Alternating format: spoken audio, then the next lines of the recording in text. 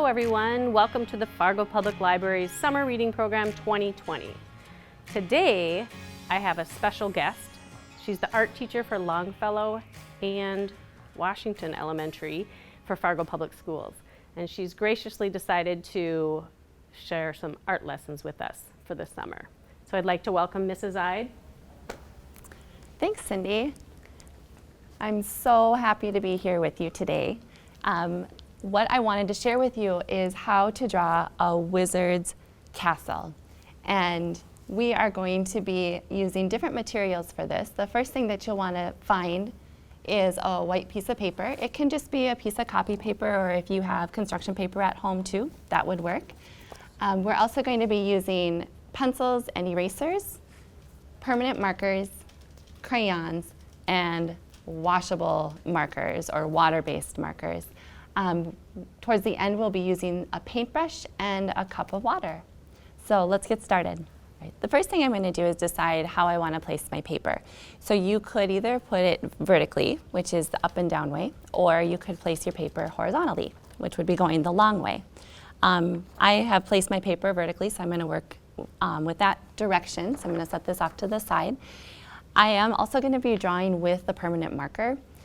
If you feel more comfortable using a pencil to draw your castle first and then go over those pencil lines with a permanent marker, you can do that as well. I'm just going to draw with my permanent marker though, so that you can see it a little bit better from where you're at. I'm going to start with the door, and I want to first decide how I want to place my door, or how high I want to put my door. And if I draw it really, really big, then I know that I'm not going to have a lot of room for the actual castle part. And if I draw it really small, I'm going to have a lot of room for those castle parts. So I think I might go a little bit bigger than small. And before I even draw, I'm going to just trace the shape with my fingers so I get a good idea of where I want to put it. I'm starting this down here at the bottom. And actually, before I do that, even if you wanted to draw like the top of a mountain, or if you wanted to draw a cloud here to place your castle on top of that, that would be another option. So you can do it the way that you want your castle to look. So I'm going to just start at the bottom of my paper, and it's just a curved line, almost like a rainbow line. And I can also add in some texture lines to make it look like there's wood on my door. This could be like that drawbridge that would fold down to let people out, or people in or out, or if you want to keep people out, you can pull it back up. So I'm just drawing some vertical lines to make it look a little bit more like it's wood. I kind of bounce it a little bit so it's not a complete line. And then I'm going to draw a box that goes around that rainbow line. When I do that, I'm going to start up here at the top. I'm going to come straight down, and then I want to make sure it's about even. So I'm going to make another vertical line on the other side, and then I'm going to connect those two with a horizontal line. And now we have our entrance done. From there, I'm going to start building on top, and these are going to be like the towers that make up that castle. And when I do my towers, I'm going to slowly make them a little bit smaller, because as they get farther away, because they're getting higher, they're going to look like they're getting smaller. So I want to make sure that I'm bringing some of these lines closer together so that it looks like my castle's actually getting higher and higher and further away. So this is just another rectangle on top of that entry. And from there, I'm going to draw what's called battlements. And it's just an architectural feature on castles that are used for the soldiers to hide behind and peek out to see if there's any enemies coming. So I'm going across and up, across and down. It's almost like little teeth. Oop. So that's my battlement. I'm going to build up one more tower. This one I think I might make really tall. And I'm making sure that it's getting a little bit more narrow. And I think at the top of this one, I'm going to draw a triangle. So there's the rooftop for my castle. But then I do want to go in and add some texture again, just so that it doesn't look empty and blank. Oh, you know what else? We probably should put in some windows. What's interesting about castles is that the windows are usually found up higher, and that way people couldn't sneak into the castle. And I like to do arched windows. Maybe stagger those a little bit. Maybe there's one over here. Okay, so now that I have the center of this finished, I'm going to build outward just to make my castle wider. So I'm going to start at the corner of this shape here and go straight up, maybe go about that far up, and come across and come all the way down to the bottom. I think I want to do another battlement.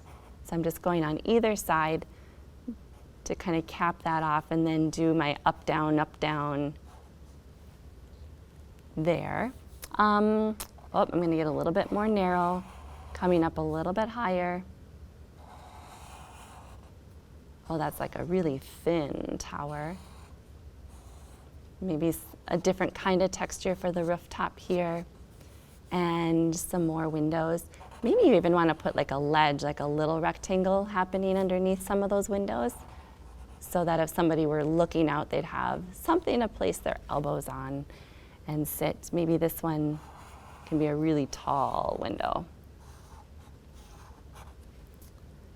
And I think I'll do one more where it's just kind of coming off of this tower. I'm just kind of finishing off the top with the battlement and coming in and come straight down again.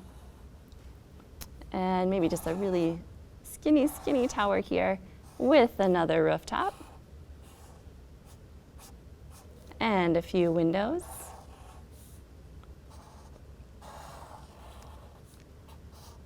And you know what? I think I might actually add some flags to the top. So I just did a vertical line and then a sideways triangle.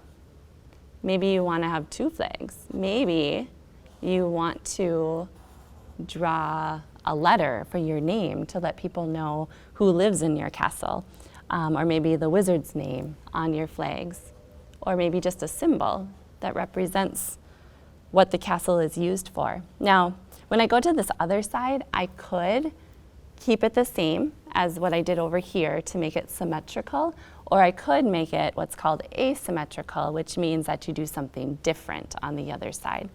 So I think over here, kind of like the one example that I have on the board, I'm going to do a really wide tower to finish that off. So I'm doing mine asymmetrical, and come down and then do a line straight down, and maybe one more window here. And when you're finished with the drawing, making sure that you do have all of those pencil lines covered in permanent marker, the next step is going to be moving on to the background, and we're going to be coloring the background with crayon. And you might want to think about the colors that you want to use. Like, do you want it to look like it's really sunny out, or do you want it to look like there's a storm that's coming? Or maybe you want to use the warm colors, which would be red, orange, and yellow.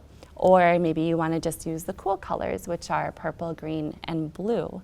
So you get to decide how you want to color the background, but we're not going to use the crayons on the castle. It's just going to be for the sky. So the next step we're going to do is use crayons to color in the background.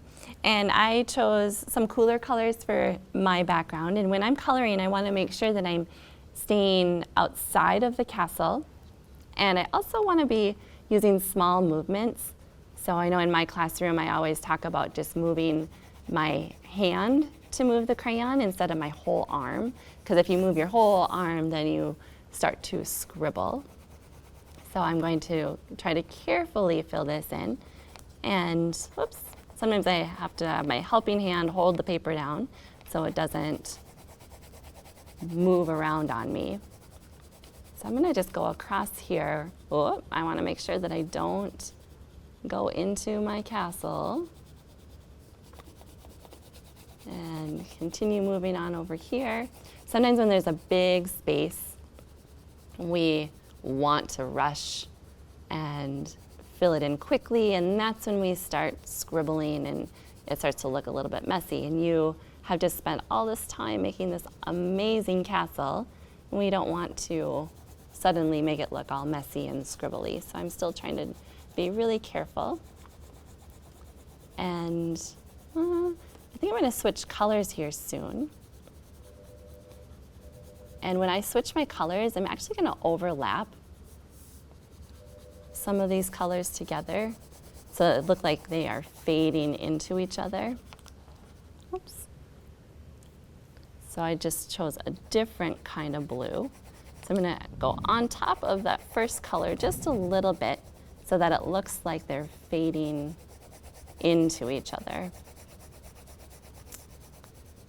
So I read kind of an interesting fact about castles. There's a castle in Germany called the Neuschwanstein Castle, which you can actually still tour. But what's interesting is when it was built, the king that lived there, he wanted a better castle. He wanted a bigger and better castle, so he had the first castle torn down and they built him a new castle.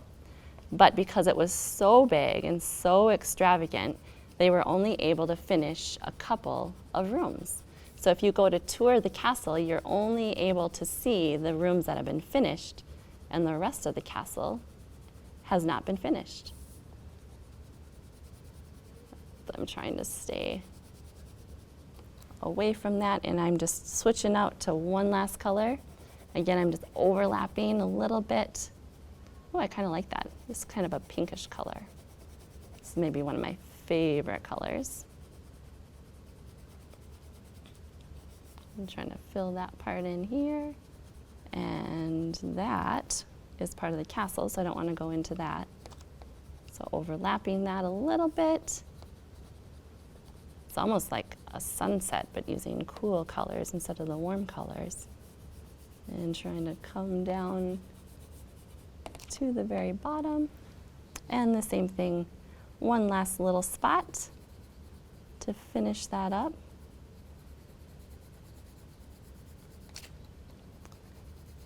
Come on, helping hand.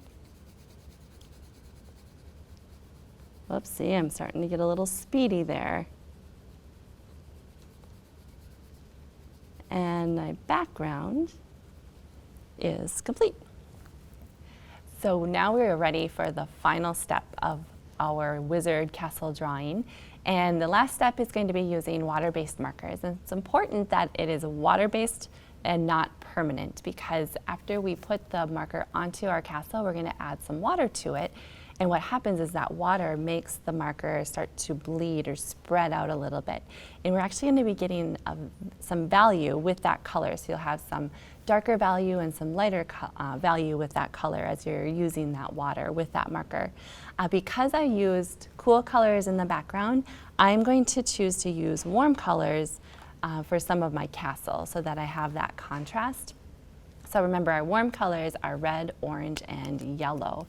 And when I start to put the marker on, we want to make sure that we're doing a couple of layers. So I'm just going around the outside of my shape, but then I want to go over it again so that we get a nice application of that color. And I think I might do all my rooftops some red. So it's kind of like once you go around once, then don't forget to go around twice.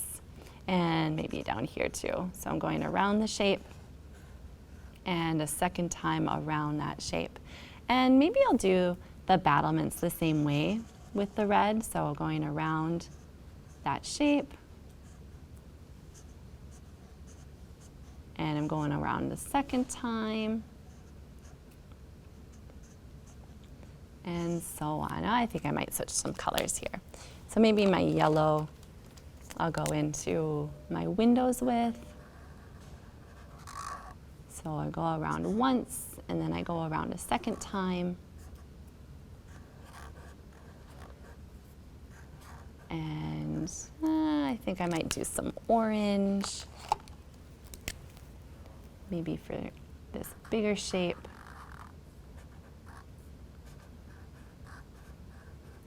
Ooh. Yep, I can't forget to do that second layer, making sure I have a good application of color. So I'm going to come down here. Yeah, and I'm going to stop here because I do want to show you what happens when you start to add that water. So I'm going to choose a brush that's maybe not too big because I do have some smaller shapes. So I'm going to try to find a smaller paintbrush, and I'm dipping it into my water, getting my brush wet, and then I'm going to just wipe the bristles on the edge. I don't want to tap it because that might splatter the paint or the water all over the table or on my paper. And so I'm just going to start to kind of activate that marker. So I'm just going over the marker, very gently kind of going back and forth and back and forth. I might need a little more water. And right now you might be thinking, well, it's not really doing much. You can kind of see there's a little orange that's getting pulled away from that marker. But what happens is as you let it sit, the marker will move into that water a little bit more. It just kind of takes it a little time. It's a little slow to get moving. It's almost like you have to wake up the marker and remind it that it needs to get going. So I'm just applying that water. I can keep painting all over this one tower. So this one is orange. And before I go to another shape that's a different color, I want to make sure that I do rinse my brush out so that I don't always mix those colors, making sure that they're staying separate. And you can already see in some of these areas here, you can see the orange is traveling or it's starting to move. It's just a little bit slow, and it's a really nice value too because I have that darker orange and it goes into the lighter orange. Let's see what happens with the red. So I'm moving that, ooh, and it turned into pink. Pink is a tint of red. You can really see that red is pulling through. So if you were to do this with the permanent marker, it's not going to move the color because permanent means it's going to stay. And that's why I use the permanent marker for the drawing so that all my lines and all my shapes don't suddenly get blurry. So I might do that with some of my shapes here and maybe go back into using marker with some of the other areas and then keep adding that water until you have a finished wizard castle drawing.